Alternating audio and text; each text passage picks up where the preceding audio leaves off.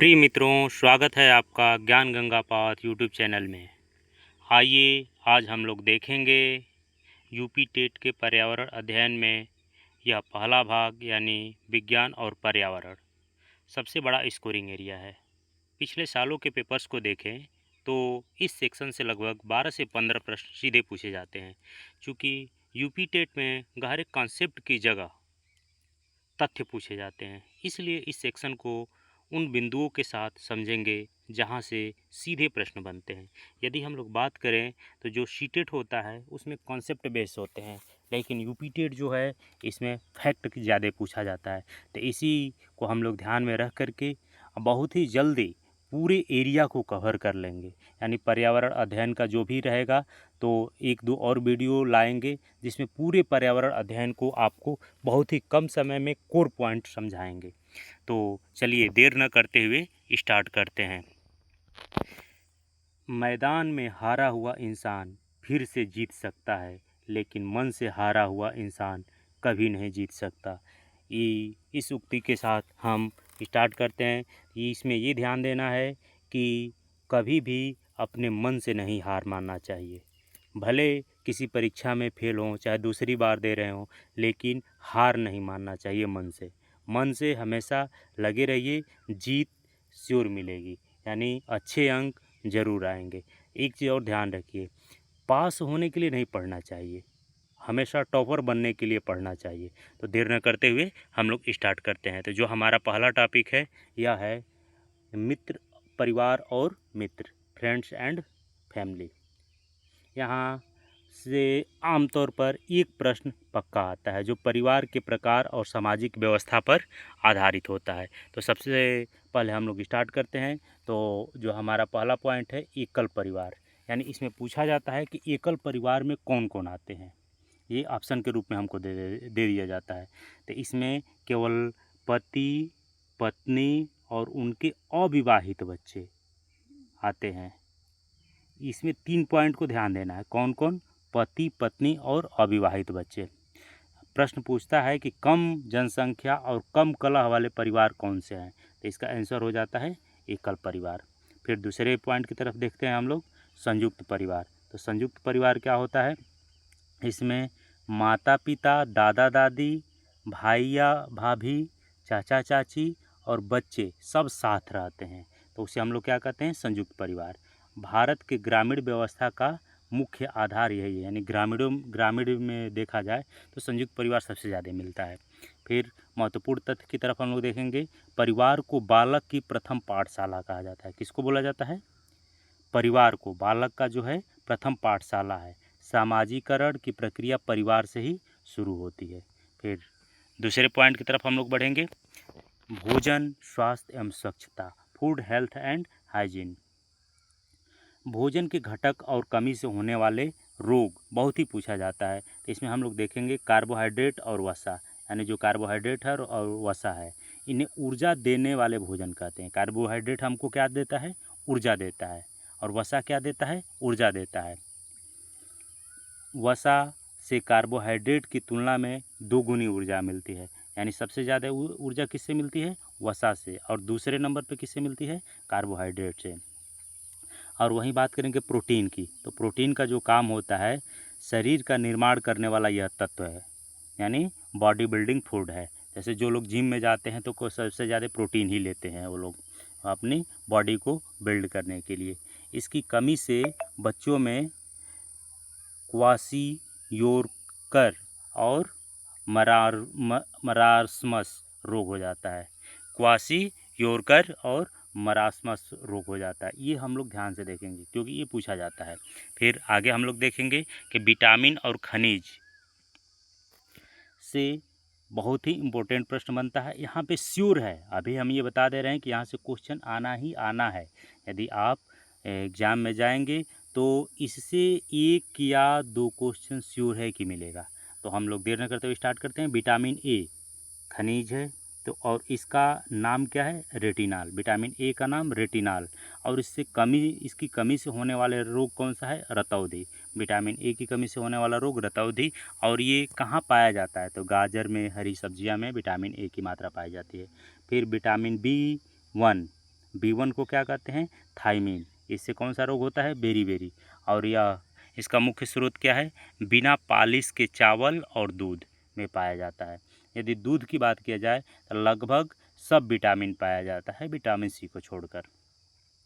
अब यहाँ पे देखा जाए विटामिन सी, तो विटामिन सी का जो रासायनिक नाम है एब्सकॉर्बिक एसिड, या इसकी कमी से कौन सा रोग होता है, तो स्कर्वी होता है। जैसे कभी कभी मसूड़े में से खून आने लगता है तो किसकी कमी से, विटामिन सी की कमी से। सर्वोत्तम स्रोत इसका क्या होता है कि आंवला होता है, नींबू होता है, संतरा, जो भी खट्टे फल होते हैं तो उसमें विटामिन सी पाया जाता है।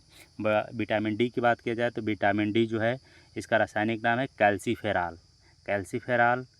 इससे क्या होता है, रिकेट्स रोग होता है, यानी सूखा रोग, जिससे हड्डियां कमज़ोर हो जाती है, पैरों के बीच की दूरी बढ़ जाती है। देखे होंगे आप लोग, पढ़े होंगे पहले तो। अब यहाँ पे इसका स्रोत क्या है, विटामिन डी का जो स्रोत है सूर्य का प्रकाश या मछली का तेल होता है।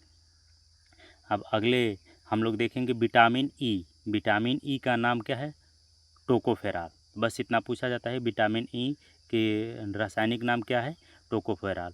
इससे क्या होता है, अनुवांशिक रोग होता है। अनुवांशिक रोग, कौन सा, अनुवांशिक रोग हो जाता है। और विटामिन के का नाम जो है, रासायनिक नाम फिनोक्विनोन है, विटामिन के का रासायनिक नाम फिनोक्विनोन। इसकी कमी से क्या होता है कि जो हमारा ब्लड है, खून है, उसमें थक्का नहीं बनता है, ये बड़ी समस्या हो जाती है। जैसे कहीं कभी कट उठ जाता है हाथ पैर, तो उसमें से लगातार ब्लीडिंग होती रहती है, यानी खून निकलता रहता है, उसमें थक्का नहीं बनता है। इसके स्रोत क्या है, यानी शरीर में इसको बढ़ाने के लिए विटामिन के को क्या करेंगे कि हरे पत्तेदार सब्जियां खाएंगे, ये बढ़ेगा। अब एक और पूछा जाता है कि आयरन यानी लोहा की कमी से, यानी आयरन की कमी से कौन सा रोग होता है, एनीमिया रोग, खून की कमी से या लोहे की कमी से। रक्त अल्पता यानी खून की कमी से एनीमिया रोग होता है। या आयरन किस में पाया जाता है, तो गुड़ में, आंवला में, हरी पत्तेदार सब्जियों में पाया जाता है।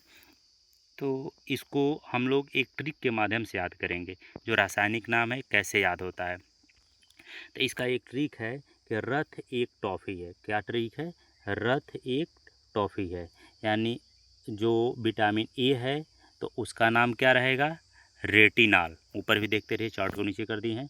विटामिन ए रासायनिक नाम र से रेटिनॉल, बी का रासायनिक नाम थ से थायमीन, सी का ए से एब्सकॉर्बिक एसिड, डी का क से कैल्सीफेराल, ई का टोकोफेराल, ट से टोकोफेराल, और के का फिनोक्विनिन, फी से फिनोक्विनिन।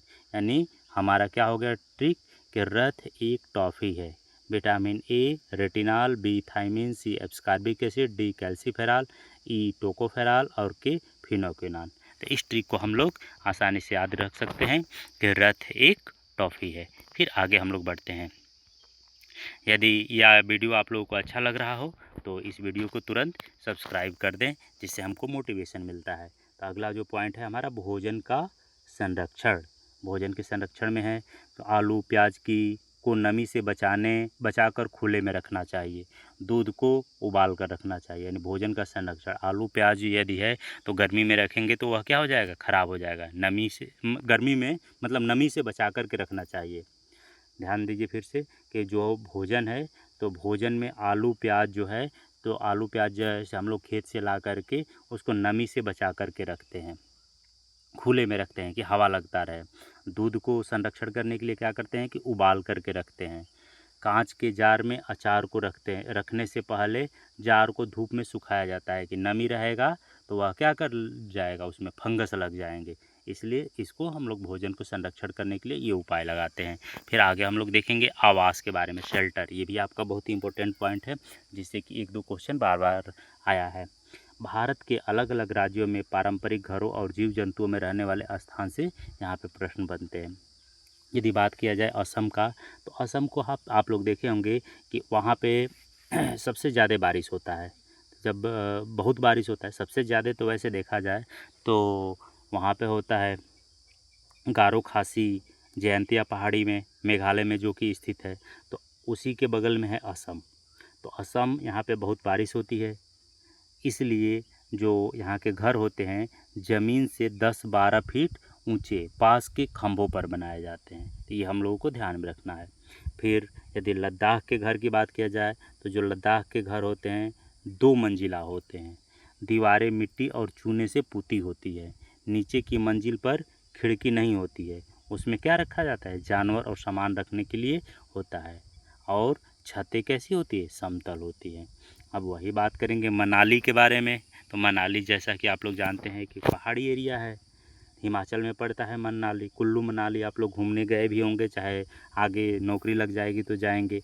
तो जो मनाली है तो हिमाचल प्रदेश में है। तो मनाली के घर कैसे होते हैं? पत्थर और लकड़ी के बने होते हैं। और छतें कैसी होती है? ढालू होती है। अब बात किया जाए राजस्थान के घर की, तो राजस्थान के घर किसके बने होते हैं? मिट्टी के होते हैं। दीवारें बहुत मोटी है। छतें कटीली झाड़ियों से बनी होती है। अब फिर आगे बात करेंगे जीव जंतुओं के आश्रय, यानी जो भी जीव जंतु है वो कहाँ रहते हैं। तो जो पक्षियाँ हैं, पक्षियाँ कहाँ पे रहती हैं? घोंसले, पक्षियों के घोंसले। जैसे कलचिड़ी कैसे घोंसला बनाती है? पत्थरों के बीच घोंसला बनाती है। कलचिड़ी कहाँ पे? पत्थरों के बीच घोंसला बनाती है। वही दर्जन चिड़िया की बात किया जाए तो दर्जन चिड़िया क्या करते हैं कि पत्ता लाते हैं और पत्ते को सी करके और अपना घर बनाती है। बीवर पक्षी की बात किया जाए तो बीवर पक्षी में केवल जो उसका नर होता है तो नर ही घोंसला को बुनता है। बीवर पक्षी में जो उसका एक नर होता है, एक मादा, तो जो नर होता है वो घोंसला को बुनता है, यानी पुरुष ही इसको कार्य करता है, नर ही। फिर अब बात करेंगे जो चौथा पॉइंट है पेड़ पौधे एवं जंतु, प्लांट्स एंड एनिमल्स। ये जो है जो साइंस और पर्यावरण से मिलता जुलता रूप है, बहुत ही इम्पोर्टेंट है। इससे हर साल 2-3 प्रश्न आए हुए हैं, तो इसको हम लोग ध्यान से देखेंगे। पहला टॉपिक है प्रकाश संश्लेषण, यानी फोटोसिंथेसिस। पौधे सूर्य के प्रकाश क्लोरोफिल के कारण क्या होती है? पत्तियां हरी दिखाई देती है। यानी जो आपके घर के बगल में जो पेड़ है तो उसकी जो हरी हरी पत्तियां देखते हैं वो किसके कारण हरी हुए? तो क्लोरोफिल के कारण। और सूर्य के प्रकाश क्लोरोफिल कार्बन डाइऑक्साइड और जल की मदद से ग्लूकोज बनाते हैं और ऑक्सीजन गैस बाहर निकालते हैं। तो इस क्रिया को हम लोग क्या कहते हैं? प्रकाश संश्लेषण। यानी जो सूर्य के प्रकाश क्लोरोफिल कार्बन डाइऑक्साइड और जल की मदद से ग्लूकोज बनाते हैं और ऑक्सीजन बाहर निकलती है। आप कुछ विशेष पौधे के बारे में बात करेंगे, जैसे घटपर्डी। तो इसको नेपथेंस बोला जाता है, चाहे पीचर प्लांट भी बोला जाता है, ये भी नाम आ जाता है पीचर प्लांट भी, चाहे घटपर्डी। तो ये जो एक पौधा है घटपर्डी, यह कीटभक्षी पौधा है। यानी कीट उसके ऊपर बैठते हैं, वह अपना फूल खिलाया रहता है, और जैसे वहाँ पे कीट बैठते हैं तो धीरे धीरे वो बंद हो जाता है और उसको निगल लेता है, उस कीट को। जो नाइट्रोजन की कमी को, कीटभक्षी पौधा जो नाइट्रोजन की कमी को पूरा करने के लिए कीड़े मकोड़े का शिकार करता है। यह भारत में कहाँ पाया जाता है? तो मेघालय में पाया जाता है, इसको याद रखेंगे। घटपर्डी का पौधा कहाँ पाया जाता है? मेघालय में पाया जाता है। फिर आगे हम लोग बात करेंगे रेड डाटा बुक। ये क्या होता है कि IUCN इसको जारी करता है। रेड डाटा बुक को कौन जारी करता है? IUCN जारी करता है। तो ये कैसा बुक है? तो इसमें विलुप्त प्राय जीवों और पौधों का रिकॉर्ड रखा जाता है। यानी जो एकदम विलुप्त होने वाले हैं तो ऐसे जीवों को उसमें रिकॉर्ड रखा जाता है, उस बुक में इनका नाम दर्ज किया जाता है। फिर आगे हम लोग देखेंगे कुछ राष्ट्रीय उद्यान, नेशनल पार्क के बारे में। जैसे जिम नेशनल पार्क, यानी जिम कॉर्बेट नेशनल पार्क, यह कहाँ है? तो भारत का पहला राष्ट्रीय उद्यान है, जो कि कहाँ? उत्तराखंड में। अब इसका नाम रामगंगा नेशनल पार्क हो चुका है। दूसरा बात करेंगे दुधवा राष्ट्रीय उद्यान, उत्तर प्रदेश के लखीमपुर खीरी में स्थित है। ये बहुत ही बार पूछा गया, यूपी टेट का सबसे पसंदीदा प्रश्न है, इस बार भी आएगा, श्योर है कि आएगा। दुधवा राष्ट्रीय उद्यान कहाँ है? लखीमपुर खीरी, उत्तर प्रदेश में। फिर गिर राष्ट्रीय उद्यान, गिर गुजरात में। यह किसके लिए है? एशियाई शेरों के लिए प्रसिद्ध है। यदि आप लोगों को ये वीडियो अच्छा लग रहा हो तो आप लोग इसे सब्सक्राइब करें और लाइक शेयर कर दें। हमको बहुत ही अच्छा लगता है, मोटिवेशन मिलती है। फिर अगले टॉपिक की तरफ हम लोग देखेंगे जल और वायु। अगला टॉपिक आपका क्या है? Weather and air. सबसे महत्वपूर्ण इसमें विषय होते हैं जिसको कि हम लोग देखेंगे। वायुमंडल की परतों को हम लोग देखेंगे। जैसे हम लोग आप जहाँ बैठे हैं तो यहाँ से ऊपर की तरफ सिर करके देखते हैं तो बहुत सारे लगता है कि एकदम पूरा आसमान खाली है। तो ये जो खाली एरिया है तो इसमें बहुत सारी परतें होती हैं। तो उन परतों को नीचे से ऊपर की ओर जो क्रम है, क्षोभ मंडल, समताप मंडल, मध्य मंडल, आयन मंडल और बहिर्मंडल, इस प्रकार से ये क्रम है। तो इसको भी सजाने के लिए आ सकता है कि नीचे से ऊपर की ओर यदि हम लोग जाएंगे तो कौन कौन मंडल से होकर के हमको गुजरना होगा। तो सबसे पहले आएगा क्षोभ मंडल, फिर समताप, मध्य, फिर आयन, फिर बहिर्मंडल। तो क्षोभ, समताप, मध्य, आयन, बहार, ऐसे याद कर सकते हैं ट्रिक के रूप में। क्षोभ, समताप, मध्य, आयन, बहार, इसको नोट कर लीजिए। क्षोभ, समताप, मध्य, आयन, बहार। तो एक एक के बारे में हम लोग डिटेल देखेंगे। तो जो पहला है हमारा क्षोभ मंडल। क्षोभ मंडल सबसे निचली परत होती है। इसमें सभी मौसमी घटनाएं होती हैं। जैसे कि आप लोग देख रहे हैं कि अभी बारिश होगा, धूप होगा, कभी आंधी आ जाती है, कोहरा आ जाता है। तो ये सब किस मंडल से होता है? तो ये जो सबसे निचला वाला मंडल है जिससे हम लोग एकदम सीधे सीधे संपर्क में हैं, तो इसी में होता है, क्षोभ मंडल में। इसको ट्रोपोस्फेयर बोलते हैं, क्योंकि कभी कभी एग्जाम में इंग्लिश वाला भी नाम दे देता है, तो ये भी याद रखना ज़रूरी है। क्षोभ मंडल, ट्रोपोस्फेयर। फिर दूसरा है समताप मंडल, स्ट्रेटोस्फेयर। ये जो है इसमें ओजोन परत, जिसका कि सिंबल क्या है? O3। ओजोन परत इसी में पाई जाती है। यानी ओजोन परत कहाँ पाई जाती है? समताप मंडल में, जो कि पराबैंगनी किरणों को रोकती है। समताप मंडल का क्या काम है? ओजोन परत का क्या काम है कि जो पराबैंगनी किरणें होती हैं उसको रोकने का काम करती है। इसमें तापमान समान रहता है, जैसा कि नाम है समताप, यानी सम मतलब बराबर, ताप मतलब तापमान, बराबर तापमान, यानी हमेशा तापमान समान रहता है। इसलिए यह हवाई जहाज़ उड़ने के लिए भी सर्वोत्तम होती है। कौन? समताप मंडल। फिर अगला बात करेंगे मध्य मंडल। तो मध्य मंडल जो है सबसे ठंडी परत होती है। अंतरिक्ष से आने वाले उल्कापिंड यहीं पे आकर के जलकर राख हो जाते हैं, क्योंकि अंतरिक्ष से जब यह आते हैं उल्कापिंड तो हमारे वायुमंडल में आते हैं तो घर्षण उत्पन्न होता है, और उस घर्षण के कारण ये जल करके नष्ट हो जाते हैं। तो किस मंडल में? मध्य मंडल में। फिर आगे हम लोग बात करेंगे आयन मंडल। आयन मंडल, रेडियो तरंगे यहीं से परावर्तित होकर पृथ्वी पर लौटती है। जैसे हम लोग मोबाइल से बात करते हैं तो हम लोगों का जो है नेटवर्क के माध्यम से चला जाता है आयन मंडल में, और आयन मंडल से तरंगे टकरा करके फिर पृथ्वी पर आती हैं, और आकर के हमारे दूसरी जगह जिनके यहाँ भी नंबर कॉल लगाए रहते हैं उनसे बात होती है। तो ये कहाँ से होती है? रेडियो तरंगे आयन मंडल से टकरा करके आती हैं। चाहे हम बात करें, चाहे टेलीविज़न देखें, चाहे जो भी है, ये रेडियो तरंगे कहाँ से आती हैं? आयन मंडल से। फिर जल जनित कुछ रोगों को हम लोग देखेंगे। जैसे दूषित पानी से कौन सा रोग होता है? हैजा हो जाता है, जिसको कॉलरा भी बोलते हैं। फिर टाइफाइड, पीलिया, पेचिस जैसी बीमारियां होती हैं दूषित जल से। हैजा, टाइफाइड, पीलिया, पेचिस जैसी बीमारियां होती है। मच्छर से होने वाले रोग कौन कौन से हैं? मलेरिया, डेंगू, चिकनगुनिया, ये सब हो जाता है। अब आगे हम लोग देखेंगे हमारा परिवेश और स्थानीय पेशे, यानी स्थानीय कारीगर। मिट्टी के बर्तन बनाने वाले को क्या बोलते हैं? कुम्हार। लोहे के औजार बनाने वाले को लुहार। लकड़ी का काम करने वाले को बढ़ई। ईंट पत्थर का मकान बनाने वाला राजमिस्त्री या फिर राजगीर। फिर कृषि उपकरण को देख लेते हैं। कुंडिल्ले, जिसको कि हल बोला जाता है। खूंटी, मिट्टी को नरम करने वाली जो छड़ होती है इसको खूंटी कहते हैं। इंगले, यानी दरांती को इगले बोलते हैं। फिर अगला हमारा जो इम्पोर्टेंट पॉइंट है वह है कौन सा? इम्पोर्टेंट टॉपिक है यातायात, सड़क सुरक्षा और खेल। तो इसमें सड़क पे जब हम लोग चलते हैं तो कुछ संकेत होते हैं, तो उनको की याद रखेंगे। आसान है लेकिन एक बार ज़रूर सुनना ज़रूरी है। जैसे लाल बत्ती, लाल बत्ती क्या हमको बताती है? रुकने के लिए।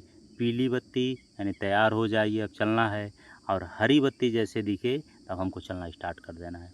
पीली बत्ती तैयार होने के लिए और हरी बत्ती चलने के लिए। जेब्रा क्रॉसिंग पैदल चलने वालों के लिए होता है। जेब्रा क्रॉसिंग पे पैदल यात्री चलते हैं।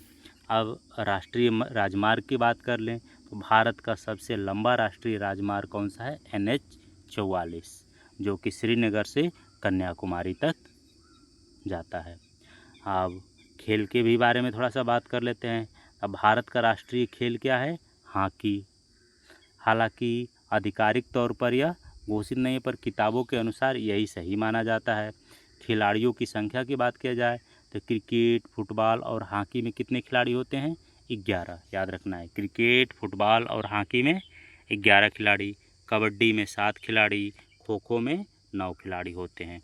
और आगे हम लोग देखेंगे यूपी टेट के लिए सीधे रटने वाले 5 सुपर फैक्ट्स। यहाँ पे मलेरिया की दवा कुनैन सिनकोना की छाल से बनाई जाती है, ये भी याद रखना है। जो मलेरिया की दवा है वह क्या है? कुनैन है।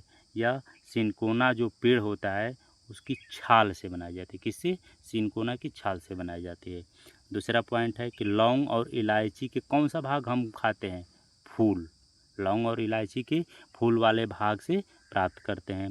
भूकंप की तीव्रता सिस्मोग्राफ के द्वारा रिक्टर पैमाने पर मापी जाती है। किस पे मापी जाती है? रिक्टर पैमाने पे।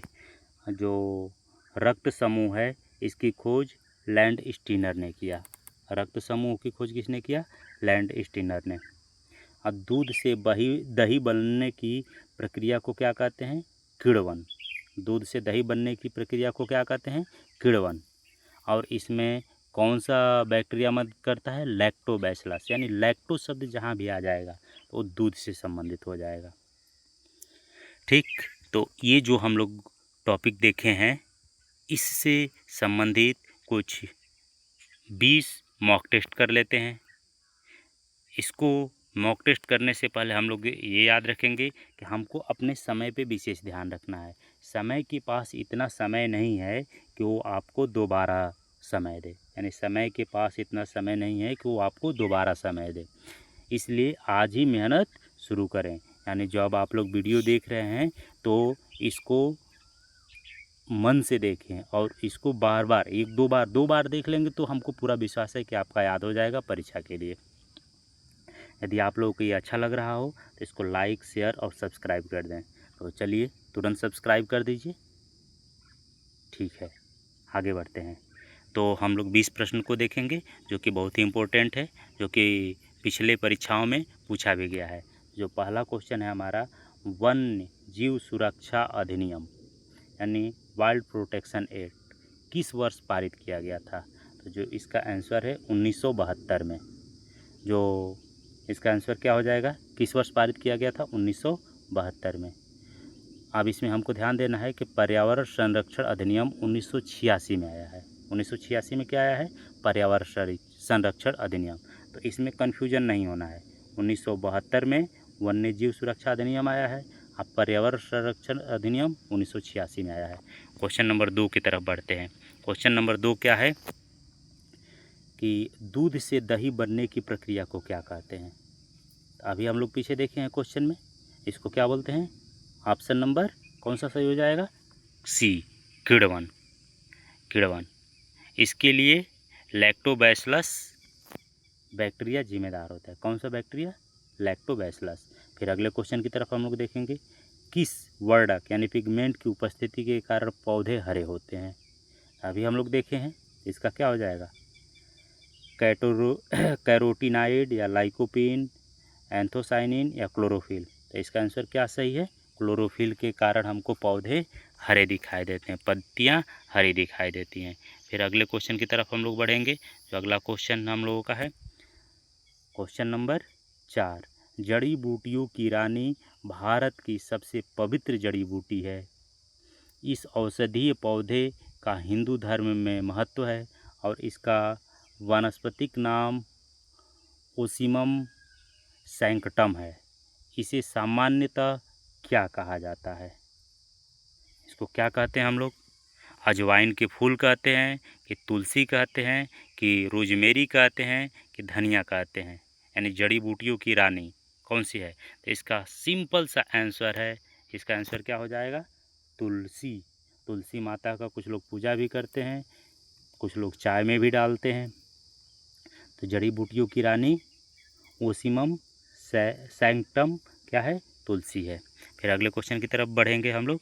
जो पीने के पानी सुरक्षित पानी को क्या कहते हैं? जो पीने का पानी जो होता है सुरक्षित पानी को क्या कहते हैं? पीने योग्य पानी, अशुद्ध जल, ताज़ा जल या नल का पानी? तो इसका आंसर क्या हो जाएगा हमारा? पीने योग्य पानी, यानी portable water, option number A. फिर आगे हम लोग बढ़ते हैं क्वेश्चन नंबर 6। जो क्वेश्चन नंबर 6 क्या है, तो इसको हम लोग देखेंगे। क्वेश्चन नंबर 6 में है, वर्ष 1984 में भोपाल गैस त्रासदी निम्नलिखित में से किस भोपाल गैस जो त्रासदी हुआ था उसमें से किस गैस का रिसाव हुआ था? मीथेन, MIC यानी मिथाइल आइसोसाइनेट, या नाइट्रस ऑक्साइड, या कार्बन मोनोऑक्साइड? तो इसका हमारा आंसर हो जाएगा option number B, methyl isocyanate का स्राव हुआ था। यह क्वेश्चन बार बार पूछा गया है। फिर आगे हम लोग इसमें देखेंगे मीथेन। जो मीथेन है नमी वाले स्थान से निकलती है, जैसे जो धान है, धान के खेत से पशु जब जुगाली करते हैं तो उनसे, यानी जहाँ भी नमी रहता है, नमी वाले स्थान से, जैसे पुआल जहाँ पे रख देते हैं तो जब सड़ता है, पानी उस पर पड़ता है, तो वहाँ पे कौन सा गैस निकलता है? मीथेन निकलता है। मिथाइल आइसोसाइनेट 1984 में जो भोपाल गैस त्रासदी हुआ था उसमें निकला था। नाइट्रस ऑक्साइड N2O, तो यह क्या है? हंसाने वाली गैस है। कार्बन मोनोऑक्साइड या गाड़ियों के धुएं में मिलता है। अब एक चीज़ और भी क्वेश्चन पूछा जाता है कि जो है गाड़ी जब चलती है तो उसके धुएं में सबसे खतरनाक एक पदार्थ निकलता है, वो क्या है? शीशा। इसको भी याद रखिएगा। और उसमें से कार्बन मोनोऑक्साइड भी निकलता है। फिर आगे हम लोग बढ़ेंगे, विश्व पर्यावरण दिवस कब मनाया जाता है? ये क्वेश्चन श्योर है कि आएगा, अभी हम बता दे रहे हैं। विश्व पर्यावरण दिवस कब मनाया जाता है? तो इसका आंसर क्या हो जाएगा? इसका आंसर क्या हो जाएगा? 5 जून। 5 जून को क्या मनाया जाता है? विश्व पर्यावरण दिवस। वहीं बात किया जाए तो 16 सितंबर को ओजोन दिवस मनाया जाता है। 11 जुलाई को जनसंख्या दिवस मनाया जाता है। तो 5 जून को पर्यावरण दिवस कब मनाया जाता है? 5 जून को। अब अगला बहुत ही इम्पोर्टेंट क्वेश्चन, MS स्वामीनाथन एक हैं, पारिस्थितिक वैज्ञानिक हैं, कि कृषि वैज्ञानिक हैं, कि पत्रकार हैं, कि पक्षी वैज्ञानिक हैं? ये बताइए। MS स्वामीनाथन कौन है? तो इसका आंसर क्या हो जाएगा? ये हैं कृषि वैज्ञानिक। कहाँ? भारत में। भारत में M स्वामीनाथन। और विश्व की यदि बात किया जाए तो विश्व में कौन है? आप लोग क्वेश्चन बताएंगे इसका आंसर। नॉर्मन बोरलॉग क्या सही है? आप लोग बताइए। चलिए आगे बढ़ते हैं। अब पक्षी वैज्ञानिक कौन है? सलीम अली। अगले क्वेश्चन की तरफ हम लोग बढ़ते हैं। कृषि वैज्ञानिक, इन्हें हरित क्रांति का जनक भी कहा जाता है। MS स्वामीनाथन को हरित क्रांति का जनक भी कहा जाता है, याद रखिएगा। फिर अगले क्वेश्चन की तरफ बढ़ते हैं। वायुमंडल का प्रमुख स्तर जो पृथ्वी तल से सबसे पास है वह कौन सा है? यानी हम लोगों के सबसे पास है, अभी बताए हैं। तो इसका आंसर क्या हो जाएगा? ट्रोपोस्फेयर, क्षोभ मंडल।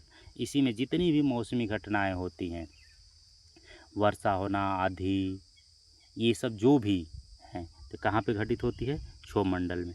समताप मंडल में क्या होता है? वायु ये वायुयान उड़ते हैं और इसी में ओजोन परत भी पाई जाती है।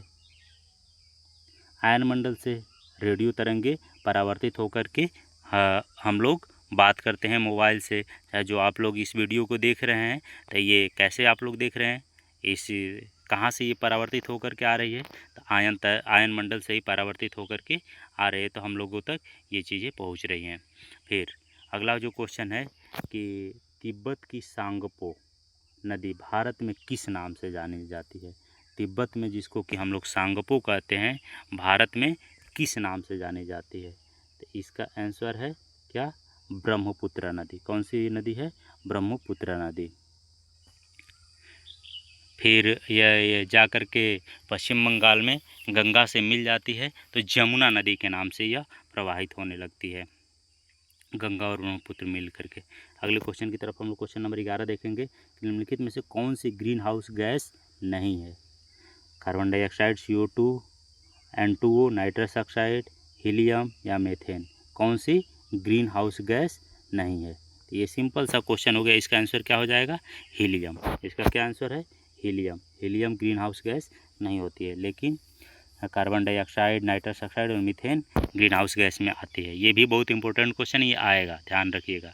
फिर अगला जो क्वेश्चन है कि ध्वनि प्रदूषण का मापन किस इकाई द्वारा किया जाता है। यानी ध्वनि प्रदूषण जूल में, डेसिबल में, कि न्यूटन में, कि नैनो इकाई में। तो इसका आंसर क्या हो जाएगा, डेसिबल। डेसिबल में ध्वनि प्रदूषण का मापन किया जाता है। हाँ, ग्रीन मफलर का संबंध किससे है, ध्वनि प्रदूषण से ही संबंधित है। फिर अगले क्वेश्चन की तरफ हम लोग बढ़ेंगे। अंतर्राष्ट्रीय ओजोन दिवस कब मनाया जाता है। 16 सितंबर, 7 दिसंबर, 23 मार्च या 22 अप्रैल। तो इसका आंसर क्या हो जाएगा हमारा, अंतर्राष्ट्रीय ओजोन दिवस। ओजोन दिवस कब मनाया जाता है, 16 सितंबर को। कब मनाया जाता है, 16 सितंबर को। ओजोन दिवस 16 सितंबर को मनाया जाता है। अच्छा, पृथ्वी दिवस कब मनाया जाता है, इसको बताइए। पृथ्वी दिवस और जल दिवस, इसको आप लोग दोनों क्वेश्चन को ध्यान से देख लीजिएगा।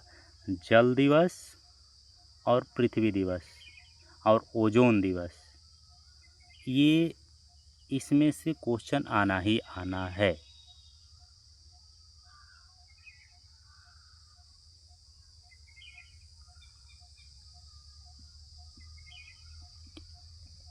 अगला, रेड डाटा बुक किससे संबंधित है। नदियों में प्रदूषण से, घटता भूगर्भ जल स्तर से, कि विलुप्ति के करीब जीव से, कि वायु प्रदूषण से। रेड डाटा बुक अभी हम लोग पढ़े हैं, यह किससे संबंधित है, विलुप्ति के करीब जीव से। इसे IUCN जारी करता है। अगला हम लोग क्वेश्चन देखेंगे कि किस खाद्य श्रृंखला में शाकाहारी होते हैं। किस खाद्य श्रृंखला में शाकाहारी होते हैं। प्राथमिक उत्पादक, प्राथमिक उपभोक्ता, द्वितीयक उपभोक्ता या अपघटन करता। तो जो प्राथमिक उपभोक्ता हैं उसमें हमेशा क्या करते हैं, शाकाहारी होते हैं। जैसे खरगोश हो गया, गाय भैंस हो गई, तो प्राथमिक उत्पादक होते हैं, ये हमेशा शाकाहारी होते हैं।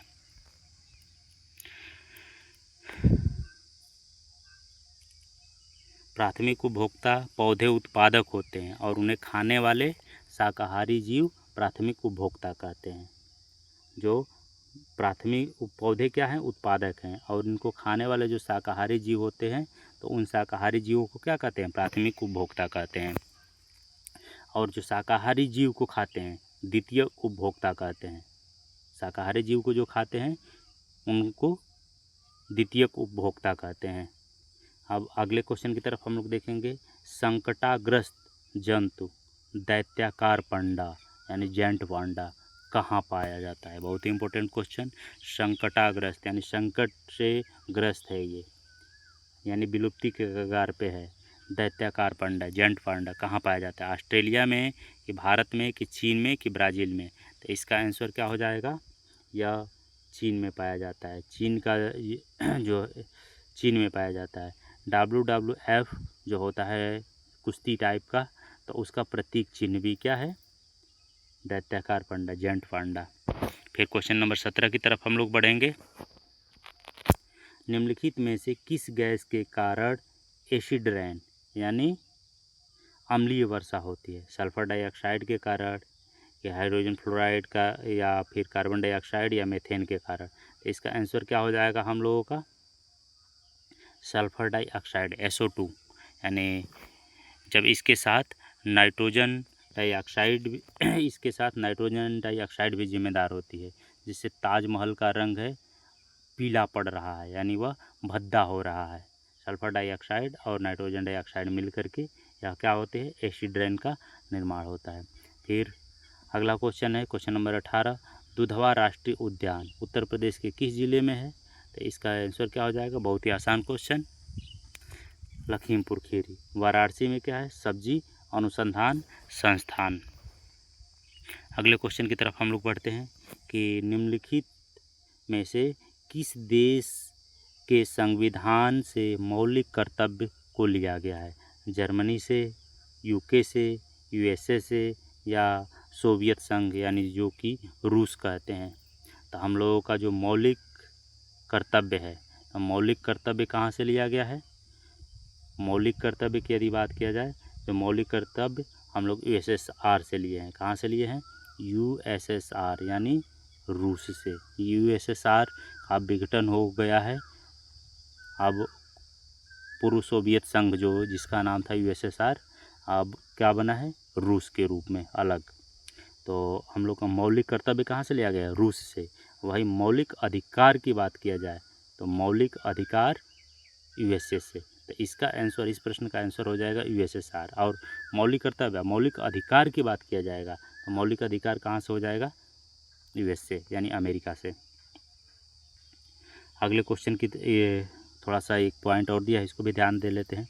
यूएसएसआर संविधान के भाग 4 के अनुच्छेद 51A में 4A, भाग कौन सा है? 4A, और अनुच्छेद 51A में इसका वर्णन किया गया है।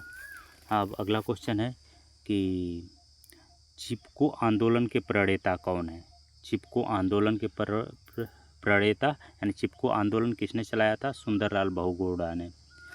यह जो आंदोलन है उत्तराखंड के चमोली ज़िले से स्टार्ट हुआ था। इसमें क्या हुआ था कि जब लोग पेड़ काटने के लिए जाते थे तो लोग, वहाँ के लोग जाकर के पेड़ से चिपक जाते थे और अपनी बाहों से पकड़ लेते थे पेड़ को और काटने नहीं देते थे। तो आपके लिए छोटा सा टास्क है कि इन प्रश्नों में, 20 प्रश्नों में से आपके कितने प्रश्न सही बन रहे हैं, उसका जो आंसर है कमेंट बॉक्स में आप लोग देंगे। कहाँ पे देंगे? कमेंट बॉक्स में। इसके अलावा क्या आप सिलेबस के अगले हिस्से यानी भारतीय संविधान और उत्तर प्रदेश और भूगोल के ऐसे ही महत्वपूर्ण फैक्ट्स और प्रश्नों का विस्तार से जानना चाहते हैं? तो नेक्स्ट वीडियो जो आने वाली है उसको ज़रूर देखें। यदि आप लोगों को ये अच्छा लगा हो तो इसको लाइक, शेयर और सब्सक्राइब करें। धन्यवाद मित्रों।